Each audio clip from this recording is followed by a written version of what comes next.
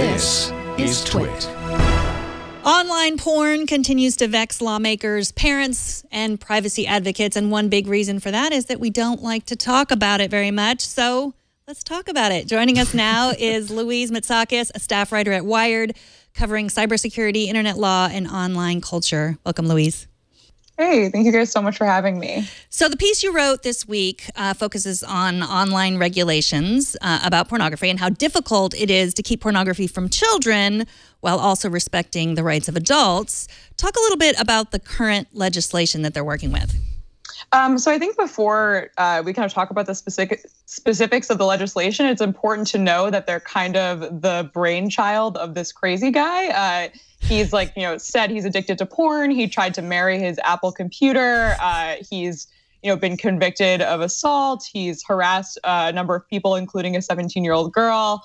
But state lawmakers have kind of ignored that anyway. And they've been considering this legislation that would basically make it so that minors could not access porn unless minors and anyone could not access porn unless they put their name down, paid $20 per device, and signed an agreement basically saying that they accept the risks of accessing pornography. So this is Chris Sevier that you're talking about, and that was in the 90s? No, so that's actually going through the state houses right now. Oh, okay. But I kind of make this comparison in my piece about how this happens all the time. So yeah, no, that bill is actually being considered in states like Rhode Island. It's being considered in Texas. Rhode Island was kind of the flashpoint in the last couple of weeks because the lawmakers there don't even seem to know what they're trying to accomplish. And they're just kind of blindly yeah, we don't want people to access porn. Let's just listen to this guy. But these bills have a really long history. Starting in the 1990s with Bill Clinton, he signed a number of bills that were later deemed unconstitutional. I think that's important to note, that tried to restrict minors' access to porn. And I think it's really interesting because, this is decades before 11-year-olds had smartphones. Yeah, you point out in your article the Child Online Protection Act of 1998 was one of those that you're talking about, deemed unconstitutional by the Supreme Court. It used age verification by way of credit card authorization in that case. If that was shot down, what would make this approach so much different? It kind of seems born of the same thing, same idea. It's not. They're really very similar, which is kind of the problem. And I think that if any of them were to pass in a state, they would face immediate constitutional challenges from the ACLU that would end up just being expensive. There's just this long, alluring desire to restrict minors' access to porn. And I think what I point out in my piece is that meanwhile, less than half of states mandate sex education. So that seems like a good place to start. If you don't want kids to learn about sex from porn, then maybe mandate sex education. They won't be so interested in learning about norms of sexual activity from, online explicit material. Yeah, I'm the favorite mom at cocktail parties and other gatherings of parents because I'm your kids have seen porn. They have. The average age is 7 years old. It's not, there's nothing you can do. There's no parental technology. There's no technology that you can do that keep them from seeing it. 7 is the average age. Kids are seeing it these days. So you got to talk to them about it, which nobody wants to do. But I love that your piece really had that specific statistic that 62% of females say they viewed porn in adolescence, and I guess 93% of males, and yet only 24% of states mandate sex education, as you said. So yeah, it's a little bit complicated. And so I want to bring up what you said, what part of the legislation was for people, if they wanted to view porn, they had to put their name on a list somewhere, which is, as you said, would not be constitutional necessarily. But what are some other pitfalls of trying to legislate keeping porn out of the hands of kids?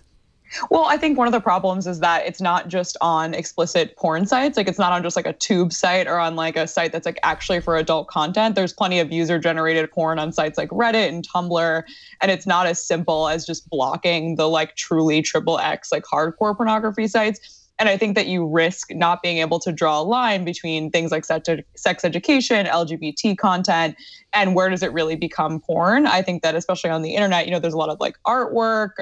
It's really difficult to decide where that line is. And it's, we can't keep white supremacist propaganda videos off YouTube. I highly doubt that state legislators are going to be able to keep porn out of, teenagers' hands. It just seems like such an insurmountable task.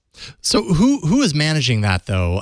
So I know in the case of the Rhode Island proposed bill, there are these filters that end up being applied, and I guess that always ends up being the question in something like this, right? Like the idea might be it might be a noble cause to say, hey, we really don't want our kids viewing pornography. Let's not do nothing and let's do something about it.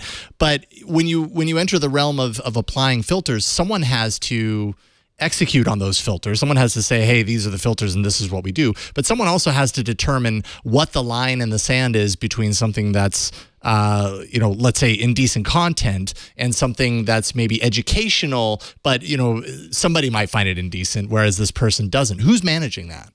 I think so. The bills vary from state to state. They're all kind of based on the same basic premise and basic language. But in Rhode Island, I believe in particular, the burden is on the device manufacturers. So if you get an iPhone, in theory, these filters come pre-installed by Apple or by Google or whoever makes your phone. And I think in theory they would be regulated by the states, but like I said, it's just such an insurmountable task. I can't see any of these things passing, but it's just so fascinating that there is this such everlasting interest in trying to restrict the access, but they don't want to, say, fund a study or, try and figure out what are the effects or figure out other ways to tell people about sexual activity. That's just never part of the equation. What they say that they're trying to do is stopping sex trafficking or trying to stop child pornography, now it's trendy to say you want to stop revenge porn, but they don't ever talk about, educating people on those issues. It's always just about, we're just going to divert funds away or something. Like there's never, and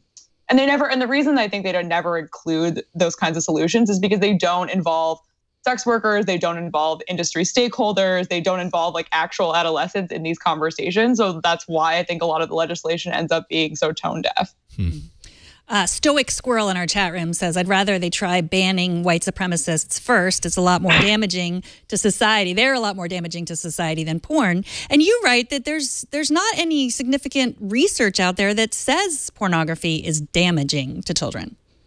Yeah, I mean, I think that there are like some preliminary studies that show that they inform how people think about sex. But I think that it would be great if you took some of these funds and instead of, funneling them towards designing a content filter, if you funneled them towards, figuring out some of that research. Like I think there's so much you could learn from talking to kids about what they're experiencing and what they're learning. And I think that, part of the sex education we should include part of, sex education is just not about how to put a condom on a banana, but also, what you might be seeing in porn is not necessarily real.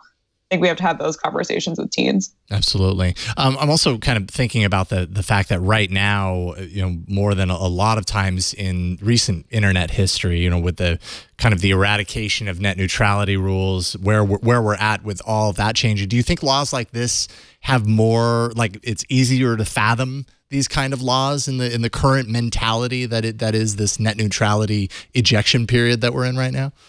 I think because of some of the Supreme Court cases that came out in the 1990s, it's going to be really difficult to pass anything like this, even without net neutrality, because they're going to be deemed unconstitutional, unlike in the UK, which is already thinking about implementing some of similar regulations. Right. Because basically what it comes down to is that you're restricting adults' access to content that they have a First Amendment right to access, and you can't overburden their access to that.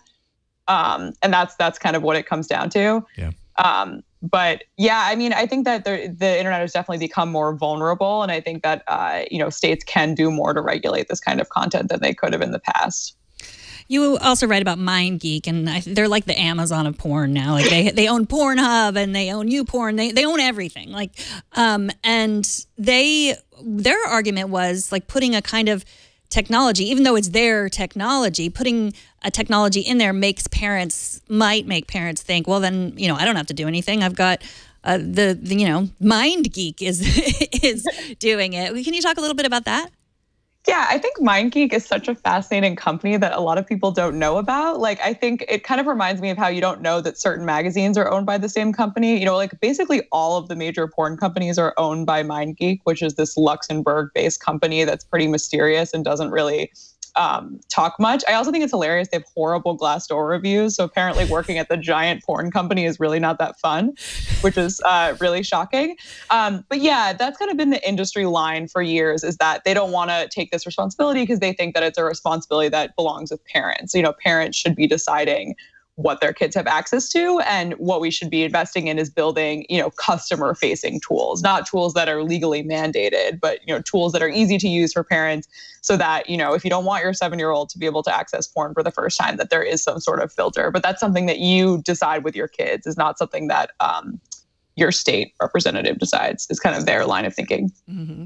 I mean, it really is. I mean, we always talk about, oh, this is so new, but it's the same argument about sex education, really. Like, yes, as a parent, I know it's my responsibility, but there has to be something else, because all parents aren't going to fulfill this responsibility. And what is that something else without, you know, I don't know. It's a tough one. But thank you so much for writing about this article. Really interesting, really enlightening.